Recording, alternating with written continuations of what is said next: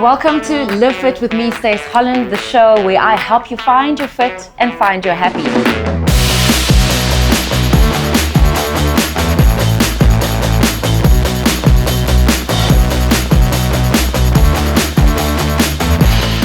I'm so happy.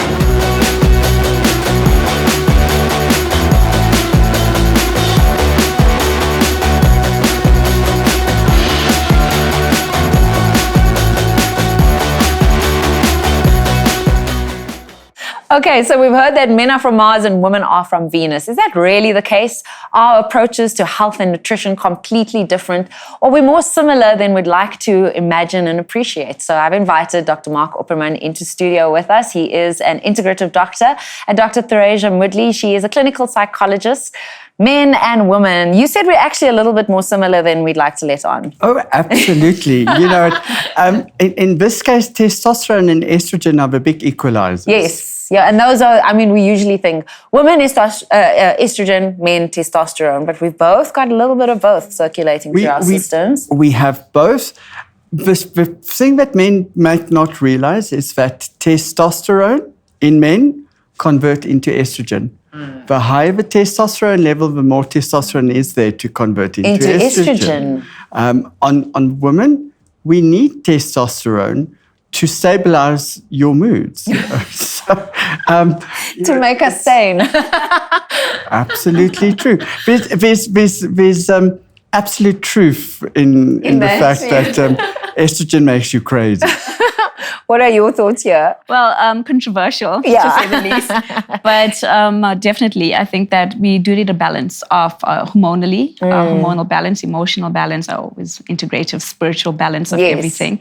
And I think that, we definitely are very similar. I think the way in which we express emotionally, deal with whatever comes on into our space environmentally, we tend to deal with it differently. But we do experience similarly. So that's important to understand. I think it's such an interesting topic because of what's happening in the world today. I feel as if there's this push and pull, but not in synergy, perhaps even away from each other and against each other, because we're not seeing the similarities where we should, and we're not understanding and appreciating the differences. I think if you look at the whole movement, feminist movement, and I am equal. Tavia, our stylist, she and I were discussing this the other day. I was like, I know when I'm different and I know when I'm the same. The opportunity should be equal and the respect should be equal. But I'm not the same as a man and I don't want to be the same as a man, and I think it's an important and very, again, nuanced conversation to be having. I think it should be embraced. We are different. Yes. Fundamentally, and there are similarities, but I think that in terms of like a male-dominated world, in terms of work environments or occupationally, I think we have very definite roles in that and socialized as well.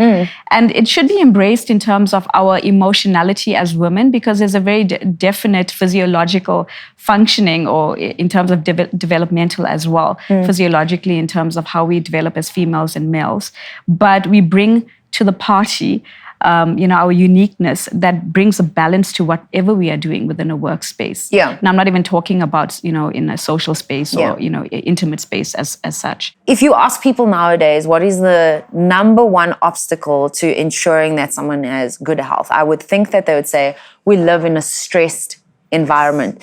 And maybe we're only now starting to understand how stress really affects our lives. Are women and men handling stress differently, and is it impacting them differently from a psychological perspective? Yeah, definitely. I think that, from my understanding of it, women seek health care. Whether it's psychiatric, whether it is physiological health care, more than men do. And that's the basic problem, because they don't realize that they need the help. I can do this. I don't need that. I can get this done. That kind of mentality. And again, I'm stereotyping here with men. And is it just men and women, or is it men and women within the subclasses of culture, race, I think it's ethnicities? Generally. Okay. Yes, I am getting more men coming to practice now, and where they have identified, they haven't been referred, but they've identified their own problems in terms of stress-related or relationship-related or, whatever it might be. But definitely, they're not seeking the healthcare. They're not seeking the resources available to them, just because of the case of I'm in control, or the false sense of control. Even basically. the younger millennials and younger generations. It's nice to see now that they're actually wanting and asking their parents to come through for therapy. Wow. The adolescents. And that's really nice to see. So I see that there's a shift and a change in that. Yeah. And I think it's also in terms of our media and what they're exposed to, that it's okay to see a therapist. It's okay to get help. These things actually happen. You do have these issues that you can actually deal with in these certain ways. But in talking about that, I just wanted to say that from a genetic component as well. Yep. With just in terms of the gestational period in utero. So I think just in the midst of it, in the middle of it, male children actually get this huge dose of testosterone right in the middle of their gestation, which does change their, obviously, biological makeup. It influences their development and their brains as well. Mm-hmm. So, and even in studies with animal-based research, so not even with humans, but animal-based research, there was one with, I think, a study with monkeys, and I think there were 47 monkeys in the study, but the little baby monkeys, the males chose the toys to play with that actually had the wheels. Really? And they didn't actually care for the fluffy toys as such, all the soft toys, where the females chose to play with it. Yeah. So when we talk about socialization, yes, maybe as a parent, I would buy my daughter dolls and my son cars, and I would kind of like force them to play with those specific toys. But I mean, now you get from an animal point of view, they're actually going towards it without their parents almost, parents being kind of socializing them into it as such. So there definitely is that marker that is there, and testosterone for these different and testosterone does play a huge part. I find that also fascinating because I was the tomboy. I mean, the quintessential tomboy. I did not want to play with dolls. I wanted to be with the boys. I wanted to be with my dad. How is stress, just to come back to the stress conversation, how is it affecting us on a biochemical level? It's and the male and female, is it affecting us differently? I don't think it affects us vastly differently. Okay. Stress would elevate cortisol levels. Yeah. Cortisol levels will elevate your adrenaline and noradrenaline, your fight-flight reaction. Yeah. Some of us would react by fighting, and some of us would naturally react by fleeing. Today's a hectic world. I think we cannot face these things on our own anymore. Help is available, but the stereotypical male would not ask for them. I look at them standing in a boardroom. There's this young guy that wants my job. He's just as qualified as I am. The playing field's not equal. He's younger, he's got more energy, he's more hungry. I've seen all of this before. So flight, I would flee, where this guy would fight. For women, I think it's even more so. For them to get somewhere in life, I cannot flee. I have to stand and fight. And that has a huge impact on relationships. I think specifically interpersonal relationships, and you would deal with this much more than I would, where you chose your career over the possibility of choosing a family and a husband. And these girls end up battling, their whole lives because, let's face it, if you're 33, 34, 35, not married and pursuing a career, the chances that you would be married at the age of 45 are decreasing year on year.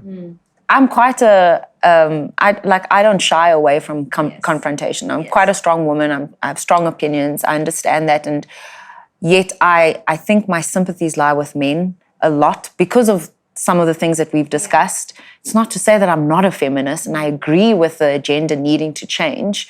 But I find nowadays that it is a phrase that is just used sort of as a blanket term over many men, and I think it is unfair. So when people should use it in the right context, what is toxic masculinity? Toxic masculinity is when, the aggression, the violence, the aggressing behavior as such is an entitlement. Exactly. Yes. And, the arrogance of it as well. Yes. And, is used in that frame and justified as well. And that's toxic because, yes, I suppose we're fundamentally different in certain respects as men and women, but we all have equal rights. We all should be treated equally. We all should have that reciprocation and compassion. And it becomes toxic when you are justifying your behavior. Because you're a man. And the self-righteous that I should behave like this. This is how men are to be. And you're not a man if you don't do A, B, and C or behave A, B, and C. And I think that is a lot in terms of, I suppose, youth in certain, I suppose, socioeconomic respects as well, in terms of the population that I see, is reinforced. That ideology is reinforced. A little quip, but as such. But, over the years, I've seen, obviously, different population groups in my practice. And this is just an example, but with regards to, the Black clientele that I see. So they would say, the men would come to me and say that, no, so I have a wife, I have a girlfriend. And I'll be like, okay, so do they know each other? The wife and the girlfriend? No. But my friends do it. They also have their wives and their girlfriends, but isn't your wife part of your culture group as well? So shouldn't she be accepting of the fact that you ask also to have a girlfriend as well as her? That is a choice, a cultural choice that you make. Do you think this is intrinsic, or do you think this is learned behavior? It's learned behavior. Yeah. I don't think it's intrinsic at all. I agree and it's with not you. cultural either. No, yes. I agree with you 100%. Boys act like their fathers or like the father figure. It's learned behavior. Before you give your final thoughts, I think I have one final thing that it would maybe be remiss of me not to include in the conversation is we live in a world where something like gender fluidity is valid. People have choice as to what they want to be, how they want to define themselves, if they want to define themselves as well. What are your thoughts regarding this? And what's healthy? What should we be looking at to institute from a societal perspective? Or what do you think is concerning you maybe? Just acceptance. Acceptance. Yeah. I agree. Okay. Yeah, I think it's just acceptance. You know what? Stop judging. Yeah. Just if someone is in your space that you don't like, turn around, walk away. You don't have to engage. So something like unisex bathrooms, for example. And you have them in every single restaurant. Fine. And this conversation regarding transgender individuals, is it healthy for children? At what point should it be instituted? Should it be something that we should grow up with from birth, basically, the minute we introduced into this world? That should be our frame of reference. What are your thoughts there? I think that always, in terms of exposure to different lifestyles, cultures, people, is always good. Yeah. And it's embracing, it helps you to have less. I always say there's a difference between opinion and judgment. Opinion is my self-protective mechanism in the world to say, I'm going to wear black today because I feel comfortable. Yeah. You're wearing this beautiful, turquoise color, which I love, but I'm thinking maybe it wouldn't go with, what I like. Yeah. Or what would suit me. But that's an opinion, not a judgment. The moment I start becoming malicious in how I self-talk black about is better something, than the turquoise how could chose. she, or how could he do this, or that's the judgment. So yes, we can have opinions about what we feel comfortable with and what we don't feel comfortable with. But the moment we start going into starting to judge it and being malicious in our comments about it, whether verbally, externally, or internal self-talk, that's where we need to just stop ourselves and then just be more aware. Your thoughts there? You know what? I'm going to go a little bit bigger. Yeah. And say this. If countries, for instance, try and enforce on another country their belief system, this is what democracy is. You have to be a democracy. You know what? Is that demographic? Is that the way in which you aren't an autocrat by forcing your belief system on someone else? Yeah. And I think that, when we look at it on an individual level, be who you are. If I try and force you into a certain behavioral niche or system, you know what? It's that, Rebellion I think, ensues. Yeah. That I think you cannot do. And your final thoughts, just tips to men and women to ensure that hormonally, health-wise, nutritionally, that you know what? they are the best they could be. If you think that there's a problem, an imbalance, there are ways in which we can determine. It's very easy. Talk about it. Speak to your practitioner about it. Have a blood test done. Have it interpreted. You know it. Don't just push it aside. Don't be one of the people that feel, you know, what would my dad say? Or what would my dad have done about this? Or my mother would have never, you know it. There are answers out there by just asking the question. Ask the question. Fantastic. So in our Eat segment, we're going to discuss foods for men and women, and we're going to be making a superfood smoothie. Are there superfoods that help men with their various health problems, and are there superfoods that help women with their various health challenges? Or should we just be eating the same thing every morning? We'll find out. I don't know if you know of anything that people should be including or excluding men versus women. I know like maca is a good adaptogen for both men and women. I just use chia seeds every day. Chia seeds? That's all I know. Like soya was an interesting one for me. That was a good one for me. Removing soya or including it, you know what I mean? Yes. We've been told it's very estrogenic. Yes. Is there anything else? You know what? I actually think healthy, balanced diet. So the same. Easy. Okay. So we can actually be friends, us men and women. I think the moment, same. the moment I think you have to start cooking 4 different meals for children. I know, it becomes complicated, You know, it's not healthy. Yeah, I agree. But guys, thank you so much for joining us on Live Fit with me, Stace. Thank you, Stacey. It's great to have you. Thanks for having me. I learned a lot. Every single time. You know, my God, your eyes have to open. Oh, yeah. So. And I love that. That's amazing that even as experts coming in to tell us about a topic that you both feel that you're still learning. I think we always are all learning. Yeah. I don't think we should be arrogant enough to think we know everything. Yeah. You know, so it's really good. Yeah. Awesome. Well, we look forward to having you back and chatting about other topics. Thank you. Thank you. Venus versus Mars, men versus women. Should we be supplementing differently? Look, sometimes we should, but in other instances, we pretty much taking the same supplements. What type of supplements should we both be taking? This whey protein's a really nice one because men and women aren't getting adequate amounts of proteins through their diet. Unless you're consuming a lot of meat, but all the controversy around meat, perhaps you're trying to figure out where you fit in that regard. A pure whey protein to add into your smoothies is a nice one. It's also good for aging as well. So depending on which age you are, the older you get, the more protein you require. And this is a pure protein. So there's 30 grams of protein per serving.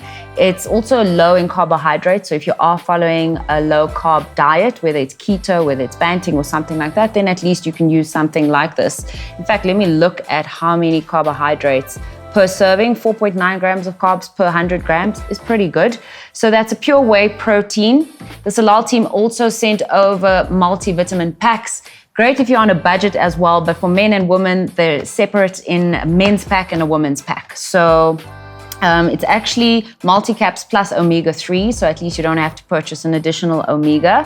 And it's got bioidentical vitamins as they occur naturally in the body, so the form in which the vitamins occur in here is more bioavailable, and some concentrated herbal plant extracts. So you basically need to take, I think, 1 of each a day, and that's all you need. So this one is for women, and there's a nice pack for men available as well. Then you have all you need for men, ages 20 to 50, and there's also 50 plus, so that's a nice multivitamin for men. And then folate is important for women, not only if you're planning pregnancy or you are pregnant, but it helps with menstrual health as well. And then for men, there's also the all you need multivitamins for 20 to 50. Yep, 20 to 50 and then 50 plus. That's a nice multivitamin for men. And then both men and women, but perhaps because women have better mental coping mechanisms than men do, stress affects the sexes differently. This is a really nice supplement for energy and performance. It's called Burnout. It's adrenal support and it helps reduce fatigue and it also improves stress coping ability. So maybe the guys would need a little bit more of this because women, we know how to zen out and woosah a lot better than you gents.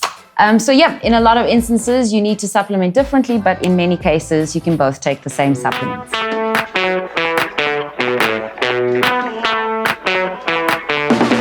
So we've learned that nutritionally speaking, when it comes to the battle of the sexes, Venus and Mars can eat the same thing. So in this Eat segment, I'm going to show you a quick and easy recipe for one of my favorite smoothies. I have it for breakfast, sometimes throughout the day, and depending on how much sweetness you add into it, you may even want to have it as a dessert.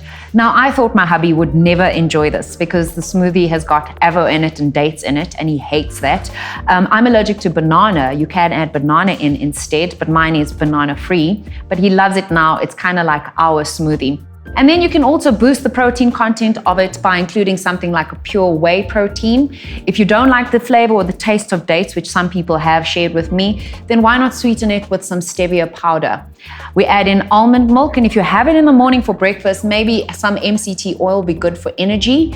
And you can play around and add in different flavors that you enjoy or things that you would like to experiment with. I also add in raw cacao powder, so it's called a raw chocolate smoothie. And we'll have all the ingredients up at the end of the segment. You can screenshot that and you can save it for later or share it with a friend.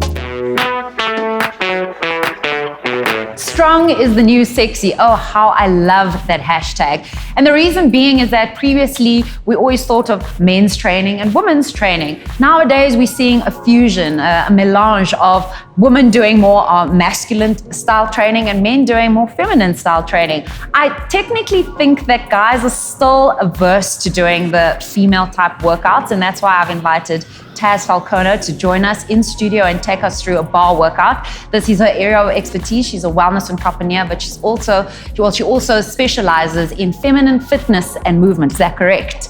And Taz is going to take myself and the 4 twins through a workout. It's going to be interesting to see how the guys respond to it. I think they're keen, but yeah, we're recruiting different muscle groups in this type of workout. At the end of the day, I wasn't a dancer when I was younger, and I found your classes extremely difficult. But yeah, I loved it. It elongates the muscles. It helps with the stabilizers. It's great for core stability. And remember, core is not just here. Core is throughout your body, actually. And so I'm looking forward to this. But Taz, before we get into the actual workout, tell us about your history, how you got to where you are today. Okay, so I was a rhythmic gymnast. So I was a South African rhythmic gymnast. So everything started from gymnastics, and then I incorporated dance as a way to supplement and better my gymnastics. I went to the National School of the Arts, so I was dancing for like 3 hours a day. Wow. By the time I got to matric, I was then doing about 4 hours a day of rhythmic gymnastics straight after that. So for the longest time, I would say I've set the foundation of dance, gymnastics, and movement. That's the life that I've known. Yeah. You're actually making me think back to, I was in primary school and I got invited to a rhythmic gymnastics like exposition or something like that. And I played around with the ribbons a little bit. I had the ball and I said, no, I want to go to karate. And I probably should have stuck with rhythmic gymnastics. I can imagine you choosing the karate over the At like 4 or 5 years old, somewhere around there, in nursery school, in primary school. Yeah. I can imagine that. I mean, it's cool that you were exposed to rhythmic at that age. I just wish I had stuck with it though. I think it's something, it is lovely for girls. But I mean, even if we look at rhythmic, there are boys who are actually getting into rhythmic gymnastics now. Nowadays, really? Nowadays, yeah. So they're starting to compete, they're starting to train. So yes, there's definitely like a cross-pollination of how people train and how people move. Yeah. It's not the strictly female versus male thing anymore. Yeah, I mean, men are playing netball nowadays as well, and women are playing rugby, which is awesome. I mean, women have been playing cricket and football for many years, but I think they're gaining prominence as, bona fide athletes in those divisions. So what I do is, it's a fitness workout, and I always try to tell people that, because the minute they hear bar or they hear ballet, they think of dance, and they, like so many people say, men and women say, like, I don't have coordination, I can't do that, and it's not about that. I'm using the fundamentals of ballet, which are so good, and they build such strength, but it's still a fitness workout.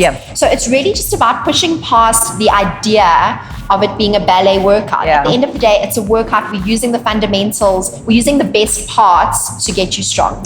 Okay, so maybe we should meet the guys, and you can get to meet them as well, and take them through what you have in store. I cannot wait to see their reaction, actually. The episode is about this like battle of the sexes, and I mean, you train a lot of women, right? Correct. And I would imagine that your message to women is, don't be afraid of strength training. Women do gravitate still towards, I'd say the general population of women gravitate towards the more feminine forms of training. You always hear things like, I don't want to get bulky, I don't want to get muscular. And it's very difficult for you to build muscle as a woman, generally speaking. I am genetically more muscular, but for most females, they're not going to put on the muscle mass that they think they're going to put on. So what's the response when you say to them, no, you need to be squatting more, you need to be lifting weights? Are they still reluctant? So I use my own sister as an example. Yeah. She just gave birth, and she's trying to get her body back. Yeah. And she just discovered that actually strength training helps. Is so important. Yes. And I've been telling her, she's like, no, I don't want to get bulky, I'm going to get big arms. I'm like, it's really hard to get to that. It is. You need to take a lot of other things to get to that, and hours of training. It does, yeah. So basically, strength training is actually more important than equally as important as your cardio, your cardiovascular, your motion. What were your thoughts when the team said to you, this is what we're doing? I was just like, no tights, please. That was my first thought, because I saw ballet and I saw bar, and I was like, but I'm just like, okay, let's do this because it's going to be quite interesting. We hardly do classes. Okay. I've done a couple of yoga classes, Pilates classes. Nice. But it's just like trying it out. I think you're going to cope fine when it comes to your traditional understanding what core is. Yeah. But maybe with some of the flexibility stuff, we'll see how mobile and flexible you guys are, because I know you guys are super strong. But yeah, it's going to be, I'm interested to see how you're going to, Let's do it. Okay, so you're ready. Let's do this. Right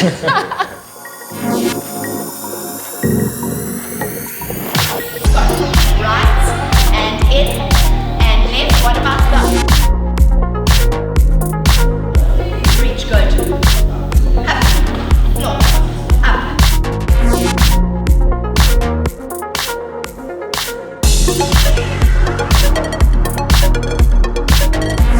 Pushing down back. You should get a beautiful stretch with your hamstrings. Walk.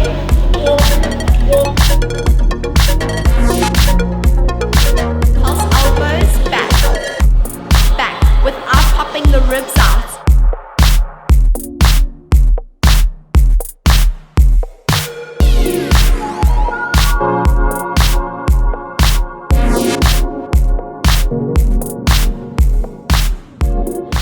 In all of this, I'm waiting for the water break.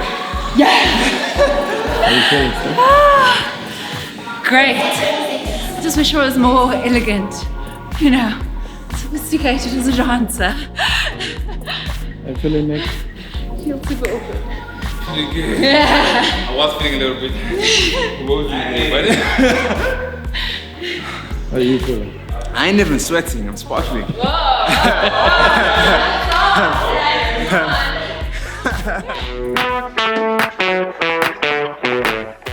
We know it's important to do tests, but I think the takeaway is that before you know what to do, you need to know why you're doing it.